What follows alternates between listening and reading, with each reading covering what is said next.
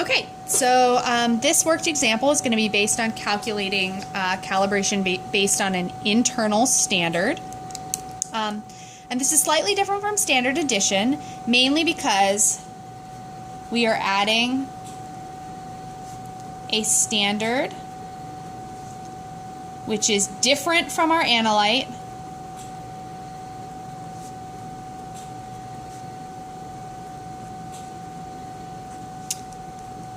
to our sample.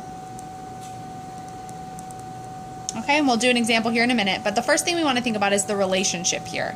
And essentially what we're saying is that the instrument signal from our analyte is proportional to the concentration of our analyte, right? And so as we increase signal, we should increase concentration, and that should be similar to the proportion of signal from our standard, normalized or proportional to the concentration of our standard. Okay, now we have this F here, and the F accounts for the fact that the response from the detector may be different for these two different species, for our analyte and our standard. So we call F the response factor. Okay, so in order to use an internal standard, the first thing we need to do is determine response factor.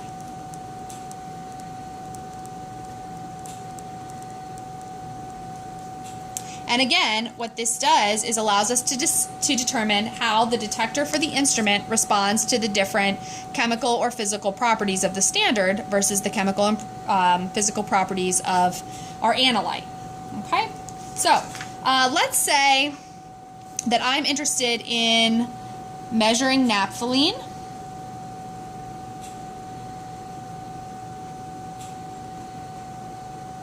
So this is my analyte.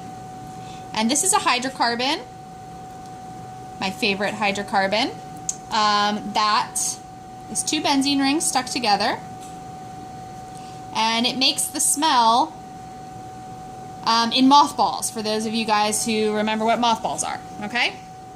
So we have naphthalene, and that's what I'm interested in as my analyte, okay? And in order to measure naphthalene, I'm going to use deuterated naphthalene.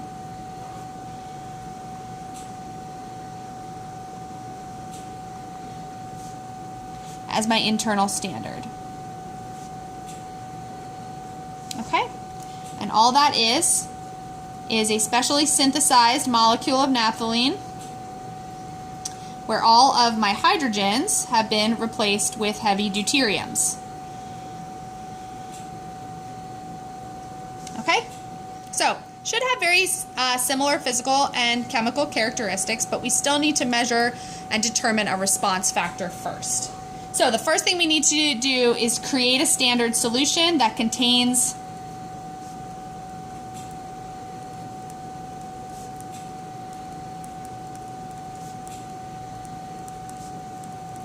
both known quantities of my analyte and my standard.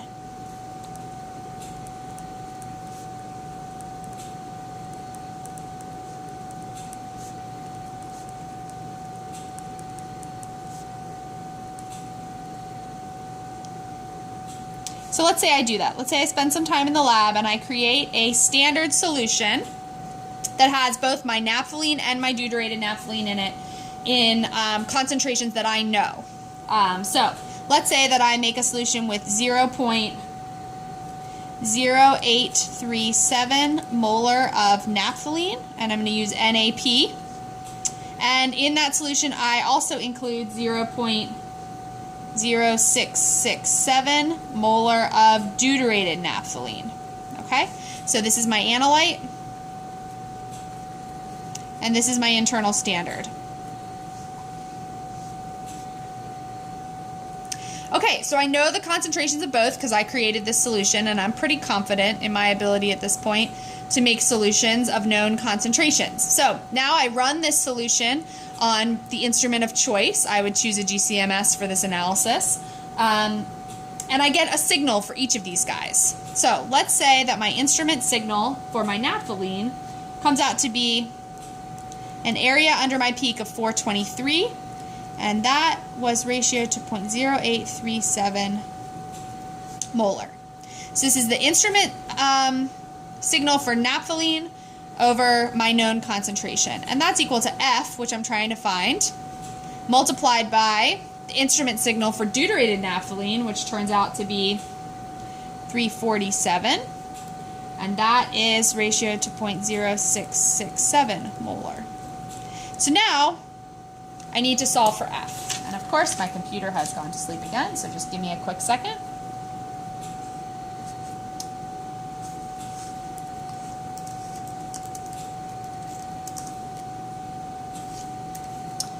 Okay, so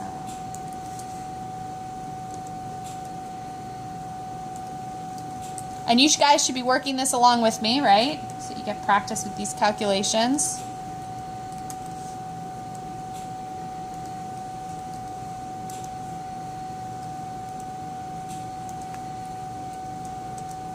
Okay, so when I do that calculation, I get a response factor of 0.971. And I'm going to keep my 3 sig figs based on my sig figs here. Okay, so I get a response factor of 0.971. So I'm going to assume that this response factor is now going to stay constant between deuterated naphthalene and naphthalene for the rest of my samples, right? For all of my unknowns, I'm going to use this response factor because I assume that the detector for my instrument is always going to respond similarly differently between deuterated naphthalene and naphthalene, okay? So now, let's say I run, I have my unknown plus some standard to look at. So we're going to remember that our F value here, we calculated to be 0.971, okay?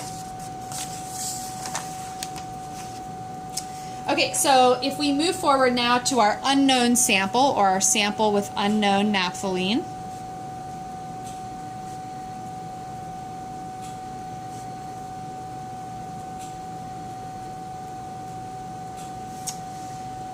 excuse me. All right, so let's say I know that in my sample I've spiked a concentration of deuterated naphthalene that equals 0.0584 molar. Now, if I've added that volume, I need to account for the dilution in terms of this molarity, but I'm going to assume that the volume change when I spiked my sample with deuterated naphthalene here is going to be negligible. Okay, so I'm going to stick with my concentration here. This should be the concentration of my standard in solution, right? Now, when I run my sample with my standard, the instrument response that I get for naphthalene is equal to 553. And the instrument response that I get for deuterated naphthalene is equal to 582. So, using my instrument responses,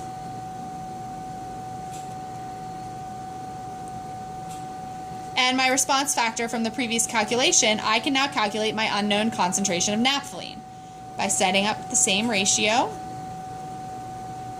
I don't know my concentration of naphthalene, but I do know my response factor, and I do know 582 over the concentration of my deuterated nap was 0.584 molar. Now if I rearrange this and solve for naphthalene, what I should get is a concentration of 0.0572 molar. Okay? So, slightly different from standard addition, still equally as useful. Remember that the difference between internal standard and standard addition is that our internal standard method is going to use a compound other than our analyte, even if they just differ by using isotopically labeled compounds. Okay, so practice these in your homework, and if you have any questions, let me know. Thanks.